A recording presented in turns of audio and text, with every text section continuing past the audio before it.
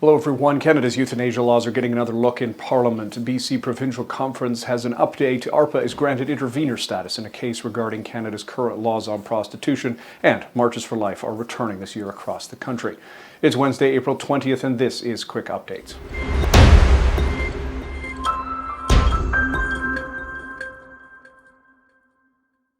Now, a few weeks ago, we held the Ontario Provincial Conference, and Levi now joins us with an update from the upcoming BC version of this conference. Hi, everyone.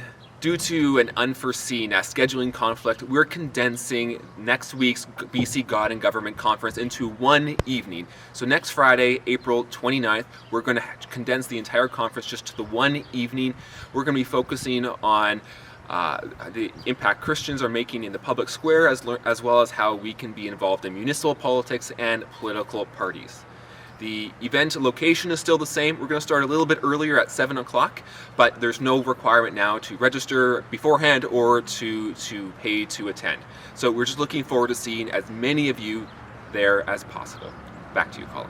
Thanks so much, Levi. Andre now joins us to talk about a case where ARPA was granted intervenor status. Thanks, Colin. So during Stephen Harper's era as Prime Minister, the best piece of legislation that was introduced was a bill that ARPA Canada and many others advocated for, which was a law that would change the focus of the criminal law away from prostituted women and girls and towards pimps and johns, where the criminal law should be focused.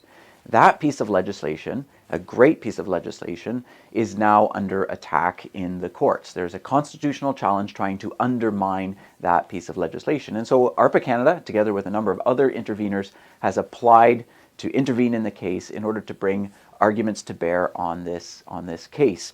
And we were granted intervenor status just a couple of weeks ago. And so through this summer, we'll be preparing our arguments in that case. It's going to be a full week trial in the month of October, and we ask for your prayer and your support for this case as well. We'll keep you updated as it develops. Back to you, Colin. Thanks so much, Andre. We'll bring more updates on this case, as Andre mentioned, as it progresses. Now, the federal government, in a move that came as a bit of a surprise to us, has called back the Interparliamentary Committee on Medical Assistance in Dying. Now, my best guess is that this may be part of the Liberal government's deal with the NDP in propping up their government. The NDP wanted this committee to be reconstituted. Now, here's the thing about this committee.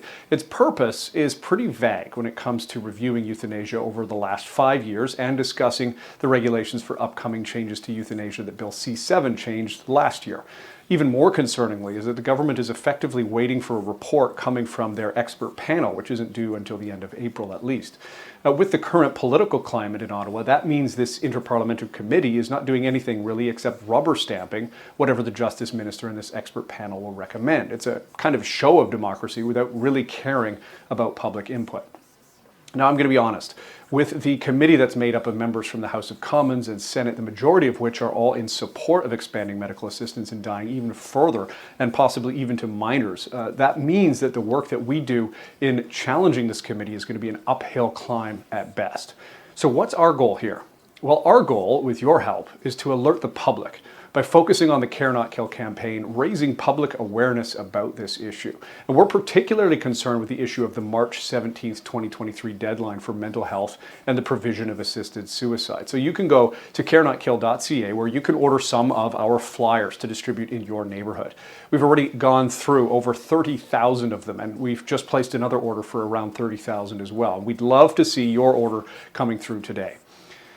Now, last week we highlighted the rapidly approaching Marches for Life across the country. With that, we are organizing prayer meetings in Ottawa, Toronto, and Vancouver this year. And here's Ryan with the details. Thanks, Colin. After 2 years of virtual or very limited activities for the Marches for Life, they are back and in person this year. May the 12th, May the 13th, there's going to be various marches happening throughout the country. May 12th, the National March for Life will take place. We invite you to an 11 o'clock prayer meeting that's going to take place at St. Peter and St. Paul's Anglican Church on Metcalfe Street, and then head on over to Parliament Hill for both the rally and the march afterwards. In Edmonton, there isn't a prayer meeting scheduled, but we do invite you to the rally that will be at the Alberta Legislature starting at around noon. And in BC, at Victoria, there's going to be a prayer meeting held at Central Baptist Church starting at noon, and then head on over to Centennial Square for the march that will take you to a rally at the BC Legislature. The next day, May the 13th, we're going to have the Toronto March for Life. And so we invite you also to a prayer meeting starting at 9:30 a.m. at Ebenezer Canadian Reformed Church in Burlington.